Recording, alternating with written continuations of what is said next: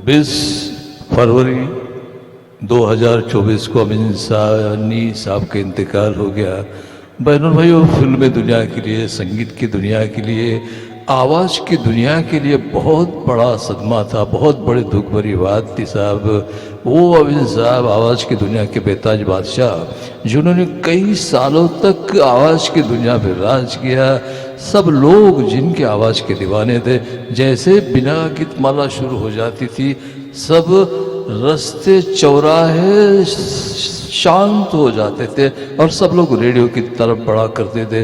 वो अमीन साहब जिन्होंने 1952 में जब बिना का गीतमाला रेडियो सेलोन से ब्रॉडकास्ट हुआ शुरू हुआ, और जब से उन्होंने बिना का गीतमाला का प्रोग्राम किया, बहनों भाइयों क्या पूछते, लोगों को उन्होंने अपने आवाज़ का दीवाना बनाया साहब। कई लोग उनकी आवाज़ के दीवाने हो गए और इंतज़ार करने लगते थे कि कब 8 बजते हैं, कब बिना का गीतमाला का प्रोग्राम आता है और कब हम सुनते हैं। ऐसे आवाज़ की दुनिया के बेताज बादशाह की आवाज़ हमेशा हमेशा के लिए चुप हो गई। बहनों भाइयों, मेरा अमीन साहब से कुछ नाता इस प्रकार से जुड़ा हुआ है कि अमीन साहब 12 अप्रैल 1981 को नागपुर में आए थे। नागपुर में एक इंटरनेशनल ऑर्गेनाइजेशन है जिसका नाम है जेंट्स ग्रुप, इंटरनेशनल ग्रुप है। उन्होंने एक प्रोग्राम ऑर्गेनाइज किया था, जिस प्रोग्राम का मतलब चीफ गेस्ट थे अमीन साहब। अब मेरी वहाँ पर पहुँच कैसे हो गई, कैसे मैं धनवटे रंग मंदिर में पहुँच गया, एक छोटी सी कहानी मैं आपको बताता हूँ। जब मैं कॉलेज में पढ़ता था तो मुझे हॉस्टल में जाकर मस्ती करने की आदत थी। हॉस्टल में तो लड़के परेशान होते थे, कोई फिल्म देख कर आ गए तो फिर लड़के बोलते थे मैं जाके अमिताभ बच्चन, शशि कपूर, ऐसे कई बड़े बड़े फिल्म स्टारों की आवाज़ें नकल किया करता था। लोगों को परेशान होते थे बच्चे, पढ़ाई का वक्त होता था, मैं उन्हें बर्बाद करता था। तो एक मेरे दोस्त ने कहा, अरे क्या यहाँ बड़बड़ करता है और तू जाके एक टैलेंट कॉन्टेस्ट है, वहाँ जा हिस्सा ले और आजमा अपने आप को। तो एक टैलेंट कॉन्टेस्ट हुई थी भाइयों, जेंट्स ग्रुप ऑफ इंटरनेशनल ने ये टैलेंट कॉन्टेस्ट ऑर्गेनाइज की थी और मैं उस प्रोग्राम में पार्टिसिपेंट किया। मेरे दोस्तों ने फॉर्म भरा, मुझे जैसे धकेल दिया मानो स्टेज पर, और मैं स्टेज पर गया। मैं मिमिक्री सेक्शन में था। वो इसकी प्रिलिमिनरी जो टेस्ट क्या बोलते हो ये हुआ था, कंपटीशन ये हुआ था धीरन कन्या स्कूल में, अंडर 20 के लिए ये कंपटीशन थी। और मैं गया वहाँ पर, मुझे बड़ा डर लग रहा था भाई, इतने सारे ओपन टैलेंट कॉन्टेस्ट था। नागपुर के बहुत बड़े बड़े उस ज़माने के आर्टिस्ट वहाँ पर आए थे और उनके बीच में मैं बोला अपना क्या होगा भाई, और फिर भी कोई बात नहीं, मैंने बोला चलो आए हैं तो देना तो चाहिए। फिर मैंने वो कॉन्टेस्ट में हिस्सा लिया। 35-40 कॉन्टेस्टेंट थे वहाँ पे, नागपुर के पूरे बड़े बड़े अंडर 20। तो मुझे तो लगा भाई अब तो हो गया, अब तो कुछ होने वाला नहीं है अपना। हम वापस चले गए अपने जगह पर, और जब सवेरे देखा पेपर में, कोई दोस्त ने बताया कि भाई आपका नाम पेपर में आया। मैंने बोला मेरा नाम कैसे पेपर में आएगा? तो देखता हूँ साहब कि मेरा नाम पेपर में था। मिमिक्री ग्रुप में मैं 4 लोगों में जो सिलेक्ट किए गए थे उनमें से मेरा नाम भी था। मैं बोला वाह क्या बात है, पहली बार न्यूज़पेपर में अपना नाम अगर बगैर कुछ दिए हुए, बगैर मालूम हुए हुए पेपर में नाम आता है तो ये बहुत बड़ी बात थी। बाद में कुछ दिन के बाद में एक और ऐड आई थी जेंट्स इंटरनेशनल वालों की तरफ से कि अब ये जो प्रोग्राम है, जो ये लोग चुने गए थे मिमिक्री, उसके बाद में वोकल, इंस्ट्रूमेंटल एंड डांसिंग, ये 4 कंपटीशन अलग अलग विभाग में मतलब इनको विभाजित किया गया था। और ये प्रोग्राम होने वाला था 12 अप्रैल 1981 को। उस वक्त मैं BA सेकंड ईयर में पढ़ा करता था। तो देखा वहाँ पर कि उसके चीफ गेस्ट कौन थे, अमीन सायानी साहब आने वाले थे। मैंने कहा यार अमीन सायानी साहब इस प्रोग्राम में आ रहे हैं, तो मुझे तो पढ़ाई वढ़ाई सब छोड़ दी। मैंने बोला जो मेरा आइडल है बचपन में, जिनकी आवाज़ सुनने के लिए मैं दौड़े दौड़े जाता था, उम्र 10 साल की उम्र से जिसकी आवाज़ का मैं दीवाना था, जब पहली बार बीना का गीतमाला मैंने सुना था बनूर भाई हो, तो मुझे लगा था कि ये आवाज़, इतनी आवाज़ कैसे अच्छी हो सकती है। कुदरत ने इस आदमी को क्या सुंदर बख्शा है जो इतनी सुंदर आवाज़ इस इंसान को दी है। हालांकि उस वक्त मेरे 2-3 फेवरेट लोग थे, जसदेव सिंह साहब थे और 1-2 थे, लेकिन अमीन साहब की आवाज़ सुनकर तो ऐसा लगता था मानो क्या बताया बनूर भाइयों आपको। तो फिर आ गया, मैं उस दिन का इंतज़ार कर रहा था, 12 अप्रैल 1981 का, कब वो दिन आते हैं, कब मेरा आइडल मैं उनसे मिलता हूँ। तो फिर आया वो दिन, 12 अप्रैल, धनवटे रंग मंदिर। अब क्या बताओ साहब, मेरी मजबूरी ये थी कि कुछ दिन पहले इतना ठंडा ठंडा पानी पिया था, अप्रैल गर्मी का महीना था, ठंडा ठंडा पानी मैंने पिया था और सर्दी हो गई थी, मुझे बोलना मुश्किल हो गया था, मैं क्या करूं, मेरा समझ में नहीं आता। मैंने बोला कि मैं स्टेज पर तो जाऊंगा, मर भी गया तो भी चलेगा, लेकिन अमीन साहब को देख के तो मैं आऊँगा। बाद में फिर मैंने हॉल्स की बहुत गोलियाँ खाई। मैं ऐड नहीं कर रहा हूँ बहनों भाई हॉल्स की गोली की, क्योंकि अमीन साहब उस बार ऐड भी किया करते हॉल्स की, विद्या सिन्हा जी के साथ में ऐड किया करते थे। वो उस हॉल्स की मुझे याद आई, मैं 4-5 हॉल्स आखिरी तक के न जाने कितनी हॉल्स का ही होंगी मैंने उस दिन। और उस दिन मैंने जो कुछ आता था मुझे, जो कुछ आइटम आते थे, इमिटेशंस करना मुझे आता था ना, तो वो उस प्रोग्राम मैंने पेश किया वहाँ पर। लेकिन जो प्रोग्राम मैंने पेश किया था बॉर्नविटा क्विज कॉन्टेस्ट का, वो प्रोग्राम ने मुझे खास पहचान दिला दी। और अमीन साहब ने जब अपना भाषण शुरू किया तो उन्होंने पहले तो हिंदी में बोला, उसके बाद उन्होंने अंग्रेजी में बोला। तो वो प्रोग्राम क्या था और अमीन साहब ने क्या बोला था, मैं इस चीज़ को दोहराना चाहता हूँ। वो भाषण था, मैं कई जगह पर गया, बहुत जनों से पूछा कि भाई वो रिकॉर्डिंग है आपके पास में, मैंने जो किया था, हम लोगों ने जो कुछ किया था, क्या है आपके पास में। बहुत सारे लोगों ने कहा इतने दिन का, अब कहाँ पर है। बर्डी में दीपक कंपनी थी, उन्होंने वो प्रोग्राम रिकॉर्ड किया था उस वक्त, और मुझे रिकॉर्डिंग भी दी थी उन्होंने। बाद में गया, बोले यार कहाँ से कहाँ चले गए, अब तो कहाँ गायब है, कुछ पता नहीं हमें। इस प्रकार से ये चीज़ें हुई थी मेरे साथ में।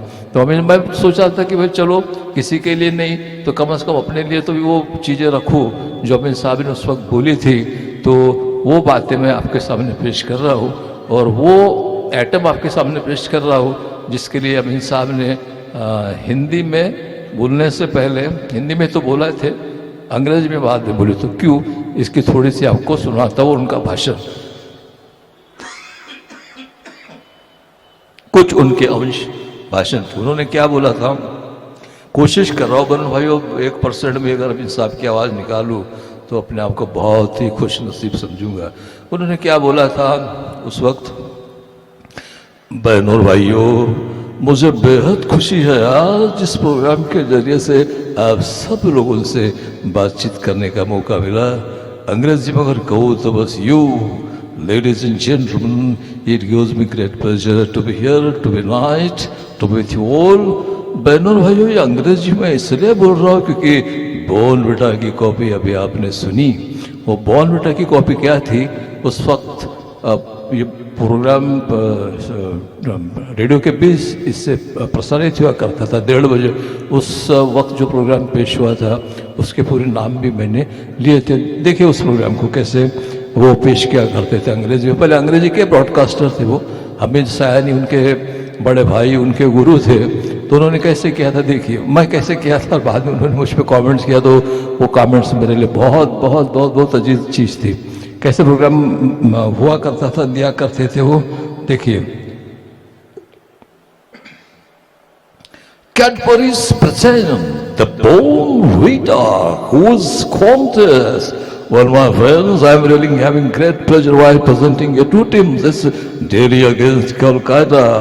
Delhi team represented by 3 brilliant representatives, and they will introduce themselves as they are Trupti Khanna and Ashok Bhatnagar and Mahesh Chauhan. And my right, Kolkata team represented by Monish Ghosh and Bhaskar Banerjee and Trupti Mazumdar.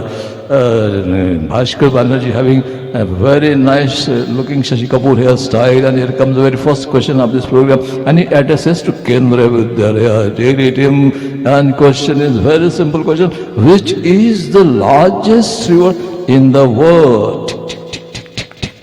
Nile. Nile. Not Nile. Shanti answers Nile. But I'm afraid Shanti is not the correct answer. It's incorrect answer. Would the other team like to have a quick bonus mark? Nag Nadi of the Nagpur city. Nag Nadi of the Nagpur city. You're absolutely right, Monish. And you have been granted 2 full marks to take your score 2. And we come to an end of today's program. We shall meet next week, same day and same time, with your favorite program. That's Born Vita Quiz Contest. ये programme था बनोर भाइयों। जब मैं धनवंतरी रंगम मंदिर में सब लोग बैठे थे, उनके सामने पेश किया था, तो अमीर साहब जिस वजह से हिंदी में बोले, बाद में अंग्रेजी में बोले, क्योंकि मैंने ये प्रोग्राम, तो उनके जो शब्द थे वो मेरे लिए बहुत बड़ा एक क्या ब्लेसिंग्स था। वो जब भी कभी आज भी मेरे कानों में वो शब्द गूंजते हैं कि अंग्रेजी से बोल रहा हूँ, क्योंकि बोर्न विटा की काफ़ी अभी आपने सुनी। तो बोलो भाई 2-3 बातें अमित साहब ने उस वक्त बताई थी धनवंतरी रंगम मंदिर में 12 अप्रैल 1981 को। वो क्या थी मैं आपको बताता हूँ। बहुत पुरानी बातें हैं। अब ऐसा लगेगा मानो जैसे ये पुरानी चीज़ें हैं, बकवास हो रहा है। बकवास तो ठीक है बहनों भाइयों, लेकिन वो यादें हैं। यादें जो होती हैं वो यादें होती है। पुरानी यादों से ही नई यादें बनती है, नया कुछ बनता है। हर नए चीज़ का बेस जो होता है ना, वो सब पुरानी बातें होती है कि नहीं? टेक्नोलॉजी हो चाहे कुछ भी हो। तो क्या बोला था अमीर साहब ने, जरा सुनिए। एक मतलब बताता हूँ आपको। बहनों और भाइयों, मेरा ऑफिस जो है रिगल सिनेमा के बाजू में है, और मैं रोज 11 बजे अपने ऑफिस में जाता हूँ। उस दिन भी अपने ऑफिस में गया। मैं जैसे ऑफिस में पहुंचा तो मैंने क्या देखा साहब कि मेरे दफ्तर के बाजू में गधा मरा हुआ पड़ा है। मेरे बाजू में, मैं बोला रिगल सिनेमा जैसे फैशनेबल लोकेलिटी और यहाँ पर गधा मरा हुआ पड़ा है साहब, ये बहुत बुरी बात है, बहुत बुरी बात है। मैंने तुरंत फ़ोन उठाया, लगाया बॉम्बे म्यूनसिपाल्टी को और कहा, बॉम्बे म्यूनसिपाल्टी। उधर से आवाज है, यस बॉम्बे म्यूनसिपाल्टी स्पीकिंग। मैंने कहा देखिए मैं रिगल सिनेमा के पास से बोल रहा हूँ और मेरे बाजू में, ऑफिस के बाजू में गधा मरा हुआ पड़ा है। उधर से आवाज आई, अमीन साहब आप दिन भर न जाने कितने विज्ञापकों का बेड़ा पार कर देते, आप ऐसा क्यों नहीं करते? इस गधे का अंतिम क्रियाक्रम खुद क्यों नहीं कर देते? मैंने कहा जी इस गधे का अंतिम क्रियाक्रम तो मैं तो खुद कर दूंगा, लेकिन पहले सोचा जरा रिश्तेदारों को खबर तो कर दूं। बहनों भाइयों, ऐसा है अभी जैसे फिल्मी दुनिया है, फिल्मी दुनिया में बड़े बड़े नाम होते हैं, जैसे एक कोड वर्ड्स भी होते हैं। जैसे कैस्टर ऑयल होता है, कैस्टर ऑयल को फिल्मी दुनिया में कहते हैं मूवी। कैस्टर ऑयल समझ गए आप, इसको कहते हैं मूवी। और जो विस्की होती है, विस्की उसे क्या कहते हैं आप जानते हैं? विस्की को कहते हैं टॉकी। जहाँ विस्की को कहते हैं टाकी, टॉकी। बहनों भाइयों, ऐसा होता है फिल्मी दुनिया में। और एक बार क्या हुआ कि हमारी इंडस्ट्री में प्रीमियर्स होते रहे थे फिल्मों का, और जाना पड़ता है हमें कहीं मद्रास, दिल्ली, बड़े बड़े शहरों में प्रीमियर के लिए जाना पड़ता था। तो एक किस्सा मेरे साथ भी हुआ था। फिल्म का नाम तो मुझे याद नहीं है, फिल्म का नाम शायद घूंघट होगा या फिर घराना। तो मुझे जाना था मद्रास, मैं गया मद्रास। और एक किस्सा इधर मेरे बेटे के साथ में हुआ, आप लोगों ने सुना होगा इसे, फिर भी सुनिएगा। तो मैं मद्रास गया हुआ था, रात के 12 बजे अपने घर में पहुंचा। तो मुझे पता नहीं था कि इधर में क्या हुआ था। मेरे बेबी मेरे बेटे को एक शादी में ले गई, पार्टी में ले गई, और अच्छी अच्छी चीज़ें उसे खिलाई, अच्छी अच्छी मिठाई उसे खिलाई। और बच्चा बीच पार्टी में होकर कहने लगा, मम्मी मम्मी मुझे सुसु आया।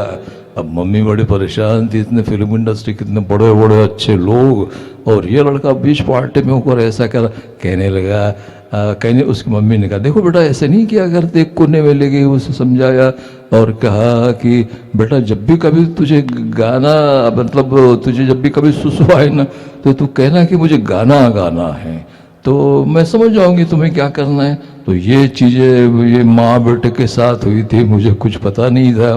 प्रीमियर का शो जैसे ख़त्म हो गया, मैं 12 बजे 1 बजे मैं अपने घर में आया, मेरा बेटा मेरे पास आया और मुझे कहने लगा पप्पा पप्पा मुझे गाना गाना है।